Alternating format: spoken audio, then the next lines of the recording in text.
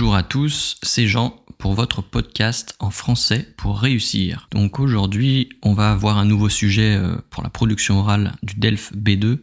C'est simplement pour la partie orale, on va voir comment on peut trouver des idées et vous aider à préparer ce texte parce que vous n'avez pas beaucoup de temps et ça peut, avec le stress, vous pouvez être perturbé un petit peu. Donc c'est important de bien préparer cet examen. Alors, donc là, je vais vous dire un texte qui s'appelle « Respecter la vie privée et le droit à l'image ». Donc c'est un thème différent, mais qui est souvent présent dans les textes du B2. Donc je vais vous lire le texte et puis on va en parler un petit peu. Respecter la vie privée et le droit à l'image. Le droit à la vie privée est le droit pour chaque personne, quel que soit son rang, sa naissance, sa fortune, son âge, de voir respecter sa vie privée et intime. Les éléments constitutifs de la vie privée sont notamment la santé, la vie sentimentale et familiale, la religion, le domicile, les revenus, les convictions politiques, etc. C'est la situation à caractère privé ou public et le lieu de la situation qui donne le droit à chacun de s'opposer à la publication de ses informations personnelles. Ainsi, toute personne dont la vie privée intime est exposée sur Internet, notamment par un tiers sans le consentement de l'intéressé, pourra obtenir réparation du préjudice subi par des dommages et intérêts et ou demander le retrait immédiat du contenu litigieux diffusé. Voilà, alors, je pense qu'il y a beaucoup de mots là un petit peu compliqués, donc vous avez bien compris que c'était la vie privée, voilà, privé, public, voilà, il y avait ce double aspect là. Donc, respecter la vie privée et le droit à l'image. Donc là, tout est dans le titre, hein, vie privée et le droit à l'image. Donc, le droit à l'image, en fait, c'est l'autorisation pour la publication d'une image. Par exemple, si vous avez quelqu'un qui vous prend en photo, il n'a pas le droit de publier cette image sur Internet. Voilà, il faut une autorisation. Hein, si quelqu'un vous filme, il ne peut pas publier cette vidéo ou ce média sans votre consentement, voilà, sans votre acceptation. Voilà.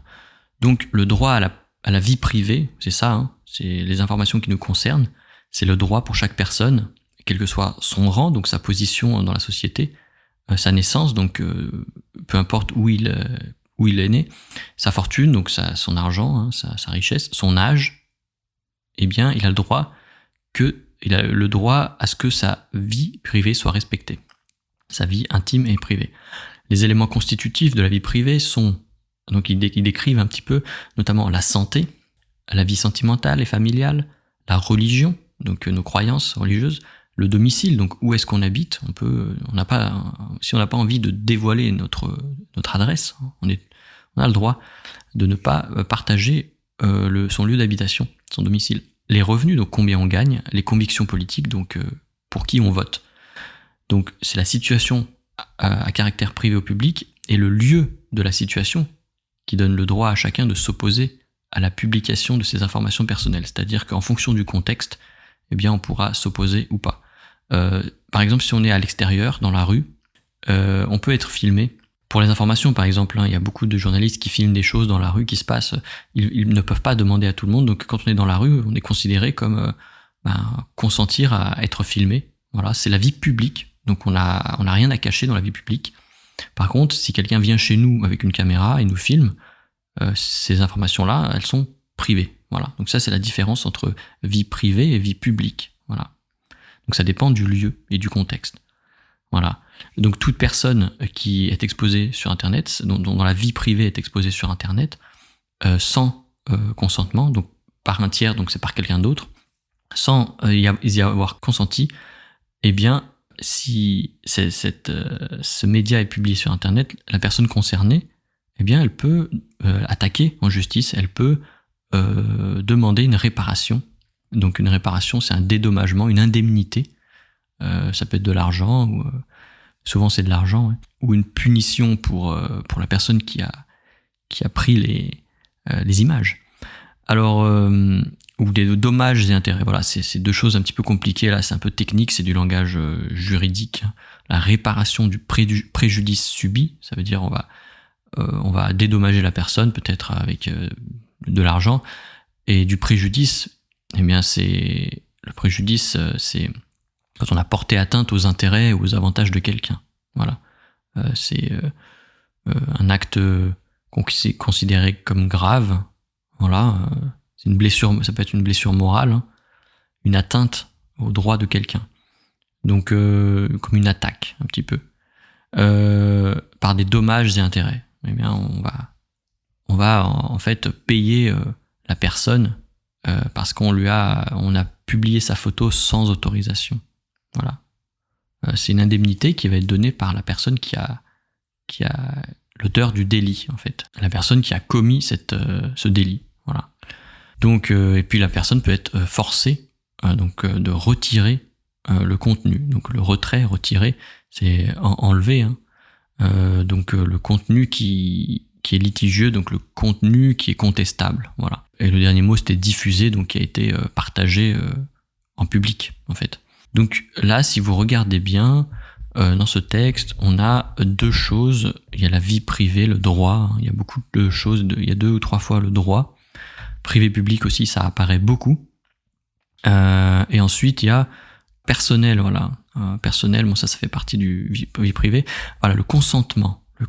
Donc l'acceptation, la validation de la personne. La personne doit consentir, doit accepter que ces informations, ces photos, apparaissent sur Internet. Voilà. Donc ça, c'est important. Le droit, et puis après, on part en justice, quoi. Là, il y a les réparations du préjudice, etc. Ici, c'est intéressant de voir que, en fait, il y a une liste. Vous pouvez vous appuyer sur cette liste. Les éléments constitutifs de la vie privée, c'est la santé, la vie sentimentale et familiale, la religion, le domicile, les revenus, les convictions politiques. Donc, il donne quelques exemples. Aujourd'hui, en France, par exemple, il y a des questionnements sur la protection de la vie privée, sur la santé. Parce que avec la pandémie, il y a eu des passes qui se sont mis en place, des passes sanitaires, des passes vaccinaux. Et en fait, on partage indirectement avec des personnes, des inconnus, notre état de santé. Puisqu'on doit montrer si on est en bonne santé ou pas en bonne santé, si on a attrapé un virus ou pas, quand on rentre dans un magasin, dans un commerce, ou quand on prend le train. Ça, c'est un petit peu compliqué. Il y a beaucoup de gens qui ne savent pas trop comment gérer ça.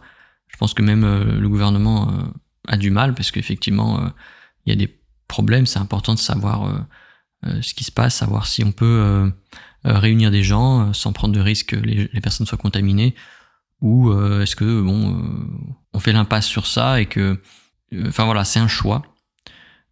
Chacun doit faire un choix qui lui correspond, mais ici on n'a pas le choix en fait dans cette situation sanitaire. Donc ça peut être un bon exemple en fait, parce que ce texte, je sais pas de quand il date, je pense que c'est avant la crise sanitaire. Et donc après on a la vie sentimentale et familiale, donc on n'est pas obligé de partager en fait avec les autres si on est en couple, voilà, nos situations de famille, voilà, si on a des frères et sœurs, des enfants, voilà, c'est privé. La religion aussi, la pratique religieuse, on n'a pas à la partager. Évidemment, quand on va à l'église, à la mosquée, ou quand on va dans un lieu de culte, eh bien, forcément des gens peuvent nous voir, y aller, mais on n'a pas à le partager spontanément avec quelqu'un qui n'a pas à savoir ça. Le revenu, c'est pareil. On peut pas partager combien on gagne. Le revenu, c'est l'argent qu'on gagne chaque mois. Donc ça aussi, c'est un aspect dont vous pouvez parler en fonction de votre pays. Je sais qu'il y a des pays où en fait, dévoiler son salaire, dévoiler ses revenus, c'est pas un problème. On peut parler tout à fait librement de ça. En France, c'est vie privée. Voilà. Les gens sont très réticents à partager leur salaire. Voilà. C'est important au niveau culturel. Voilà.